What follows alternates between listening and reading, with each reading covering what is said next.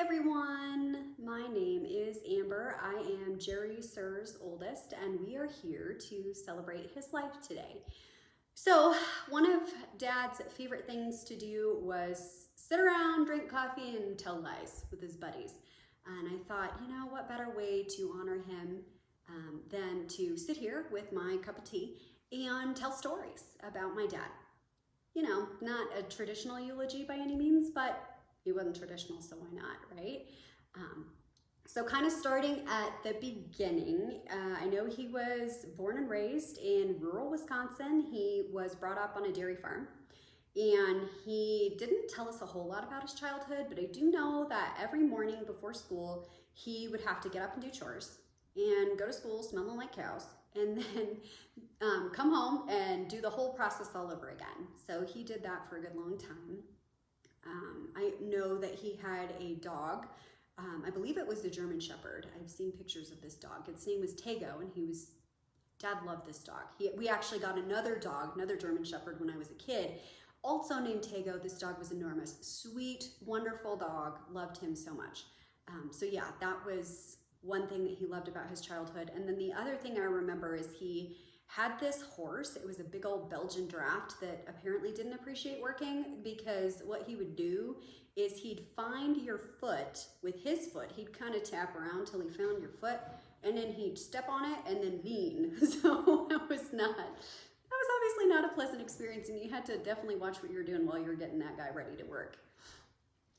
He loved tractors. Oh my gosh, he had a lifelong love affair with tractors. Massey Harris was his favorite. He still actually had a couple of Massey Harris parade tractors, so those are still very much a thing. And then, so he left Wisconsin in 1976 to come to Colorado. I think he kind of came by way of a bunch of different places, like following the harvest kind of things, you know, growing up on a farm. I know he drove heavy equipment.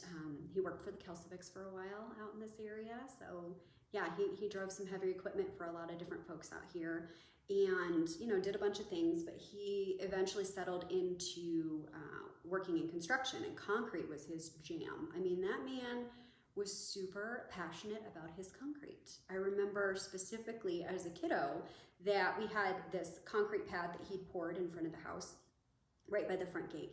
And my mom had written our last name, and then my sister and my name, because Laura hadn't been born yet, and then we did handprints in the concrete. And Dad didn't say, oh, excuse me, cement. When it's wet, it's cement, excuse me.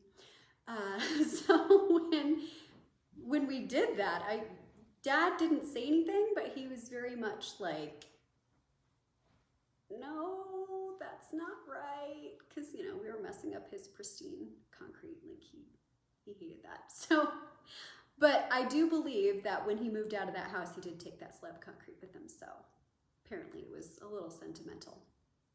But yeah, we probably had more pictures of the house that he built in Bennett, the 744th Street house that he built. I think it was finished in 1981, I want to say. Could be wrong, who knows.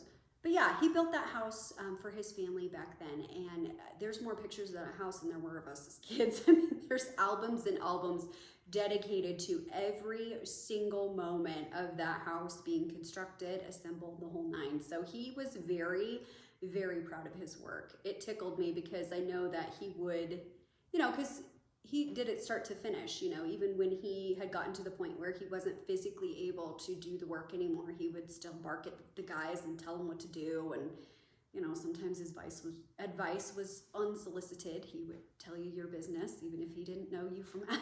Some days, you know, he would just get into everything, and, you know, everything was his business. He'd tell the guys in the big old commercial cement trucks to get out the truck, go take a cigarette break, because he was going to drive it, and he was gonna operate that thing, make sure it got done properly. So that was just funny. I'm like, Dad, you're gonna make these people mad. They won't come back again. He's like, no, they loved it. It was great. They could go hang out and do whatever they want. I'm like, you're gonna get somebody fired. It was ridiculous.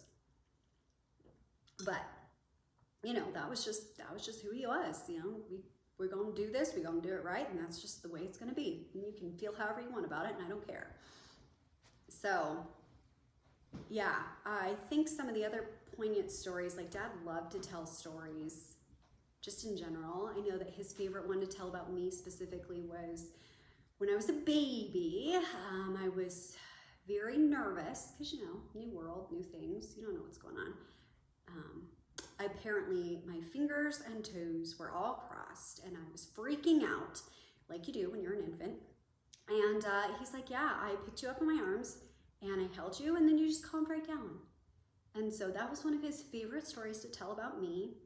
And I know one of his favorites about my sister Stacy was when she was 8 years old. So our neighbor down the street had a little convertible, something or other, I don't know what. But Stacy, we had parked next to it when we went to the grocery store. Stacy looked over at that car and she says, Dad, I'm gonna be 16 soon. And when I'm 16 and I learn how to drive, I want a car like that. And he was like, oh my God, you're 8 years old and you're thinking about driving.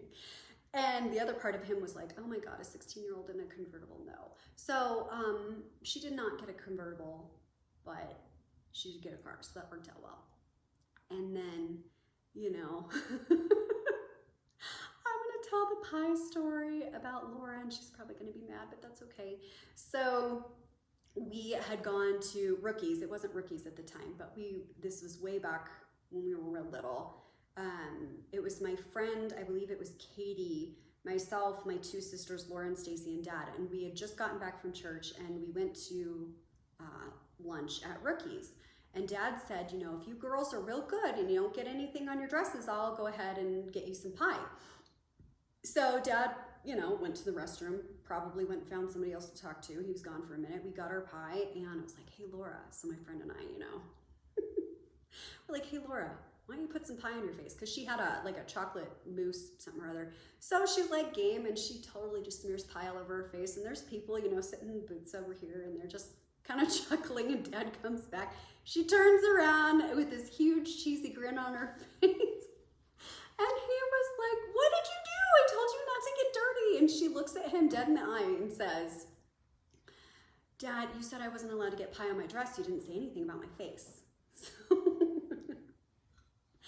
yeah, I remember, you know, one time we painted his toenails while he was asleep in the sunroom. He woke up with kind of a shimmery pink toenail, which he was not a fan of. And I know that we had that ugly Bennett brown carpet. Those of you who have been in the area a hot minute, you know exactly what I'm talking about. And those who don't, it's just the ugliest brown you've ever seen in your life. And the whole house is like wall-to-wall carpet. It was just this fugly brown. It's horrible. So we would redecorate our rooms with things like stickers and neon glue. And at one point I melted crayons into the carpet so that it would make it prettier than the hideous brown that it was. So poor Dad had to deal with us kind of destroying his pride and joy, his house that he just loved so much. And, you know, we were kind of ornery, kind of feisty, but I tell him it's his fault because we got it from him. So, you know, Dad was just, some days he could just be ridiculous. And like when he would do something, he was like fully committed. You know, sometimes we just would be like, Dad, you're skipping some steps. I know when learning how to drive, he's like, well, turn the car on. I'm like, I don't know how to turn the car on. He's like, you haven't been paying attention to how to turn the car on. You're 12. You should have been watching this since you were 12 years old. I'm like, yeah, Dad, no, that was not in my wheelhouse to pay attention to how to turn on the car. So that you tell him, like, we're getting ready to go somewhere. And you'd be like, okay, where are we going? He's like, well, first thing you got to do is you got to get in the car. And then you gotta close the door and you gotta put your seatbelt on. I'm like, okay, Dad, where are we actually going? Like, I need directions. Well, first thing you gotta do is you gotta back out of the driveway. I'm like, okay. Tell me what roads we're going on or what store we're going to or whatever. And it was just trippy while Dad was teaching us how to drive. I mean, you got basically the first two trips. And if you don't remember where you're going at that point, you're on your own, because this is before GPS, and Dad would fall asleep. Like, he would legit fall asleep with a teenager behind them. That's braver than what I would do, I think, but yeah, that was his jam. He'd fall asleep in the car because he's like, sweet, my kids can drive, I don't have to, this is wonderful. I can just send them off to wherever, and it's cool. So yeah, we would do a lot of driving to Brighton, mostly at night, in all kinds of weather. It was great. He'd wake up if the temperature changed. So like, for example, if your hands are like frozen to the steering wheel because the air conditioning had to be on max, he would wake up if you turn that down even just a little bit and completely flip out. Or if you turn off the radio, like, oh my gosh, he would listen to his classic rock in the car and he'd just beat the crap out of his steering wheel. And I'm like, Dad, what are you doing? What are you doing? The other drivers are gonna think you're crazy. Please hold onto the wheel. Or he'd pull over so he could go look at a construction site. We'd be in the middle of 79 and there'd be, you know, huge semis coming behind us. And he's like, I gotta look at this here. I'm like, no, you don't. Please get back in the car. Like we're still on the road. Like, please. It would get very interesting. And like I said, commitment. Like, oh my gosh, there was this one time where he got Michelle this card. I don't know if it was for her birthday or what, but it had this guy like bent over wearing these super cut off short shorts.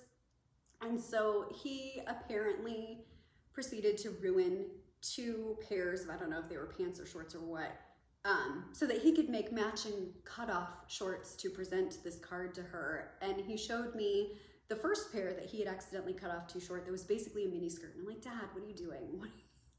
He's like, no, I gotta do this because it's funny. I'm like, oh my God. Okay, well that is something. So, you know, he had a crazy sense of humor for sure. And like I said, he was committed to everything he did. You know, whatever he was gonna do, he was gonna do it all the way or not at all. So it's just, sometimes he could be so stubborn. And sometimes he did things that didn't make any sense, but as long as he knew what he was doing, that's all that mattered. So anyway, and he loved to give advice. I mean, oh my gosh, even in his last week, we were talking something about weeds, and my sister and I had gone through and we were pulling all of these just nasty thorns out of these thistles and stuff and pulling up goat heads and stuff. And he's just sleeping towards the end mostly, but he kind of comes to and he's like, well, what you gotta do is you gotta go over there to Strasburg Feed. You gotta get you a propane